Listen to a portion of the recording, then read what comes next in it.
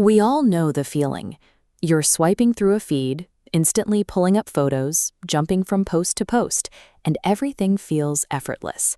Until, suddenly, it stops cold.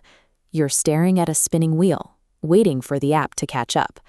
Have you ever wondered what actually dictates how fast that information reaches your screen, especially when millions of other people are using the exact same app at the exact same time?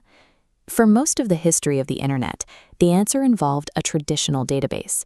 You can think of a database as the digital vault where an app stores every piece of information it knows. A traditional database operates a lot like a massive walk-in fridge at a restaurant. It's incredibly reliable, and it can hold every single ingredient the restaurant owns safely in deep storage. But if a chef has to walk all the way to the back of the kitchen and open a heavy door every single time they need a pinch of salt, the cooking process slows down. Those traditional databases write and read data on physical hard drives. As long as an application has to make that long trip to the hard drive for every single piece of information, true instant speed is physically impossible. Back in 2009, an Italian programmer named Salvatore Sanfilippo ran into this exact wall. He was trying to build a tool that tracked web traffic live as it happened, but his traditional database simply could not physically write information to the hard drive fast enough to keep up with the constant flood of incoming visitors. The walk-in fridge was too far away. To solve this, he built a completely different kind of storage tool called Redis, which stands for Remote Dictionary Server. Instead of using the computer's hard drive for storage, Redis bypasses it entirely. It stores data directly in the computer's active short-term memory, known as RAM. If the hard drive is the deep storage walk-in fridge, Redis is the chef's countertop prep station. It holds less total volume, but everything on it is sitting directly in front of the chef, ready to be grabbed in a fraction of a second. Physically closing the distance between the data and the processor allows modern apps to feel instantaneous. To make that instant retrieval possible, Redis organizes data using a very specific structure. It pairs every piece of information into a key and a value.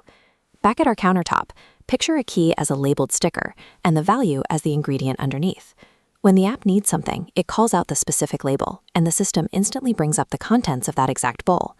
These bowls hold simple text to complex lists, clusters of organized fields, or even entire documents. Redis can even store patterns that help a computer quickly compare different items, like finding similar products in a massive online store. Keeping those complex formats right there in active memory means an app can run live gaming leaderboards or lightning-fast search features without breaking a sweat.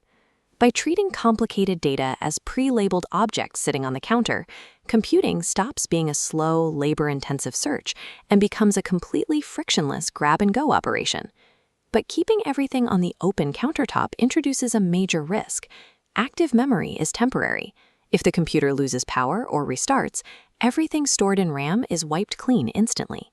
To prevent a total loss of your data, Redis includes a built-in safety net called persistence. Persistence works by periodically taking snapshots of the countertop, or by keeping a running journal of every single change made to the ingredients.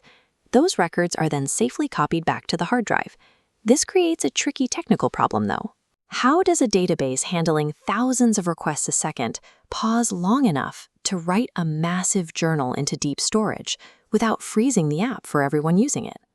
To solve this, Redis instantly clones its active process, a fork. It splits the work in two.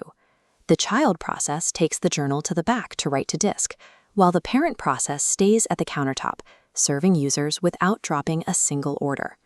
This cloning trick allows the system to maintain the blistering speed of active memory, while still keeping the permanent safety net of a traditional hard drive.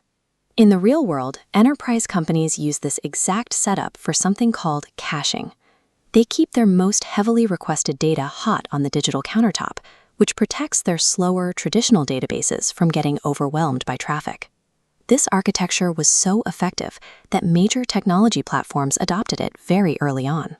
GitHub was among the first companies to rely on it to keep their massive platform running smoothly. Redis also includes a feature called PubSub, which is short for Publish and Subscribe. It's a lightweight messaging tool that lets servers talk directly to each other in real time. Think of PubSub like a kitchen intercom system.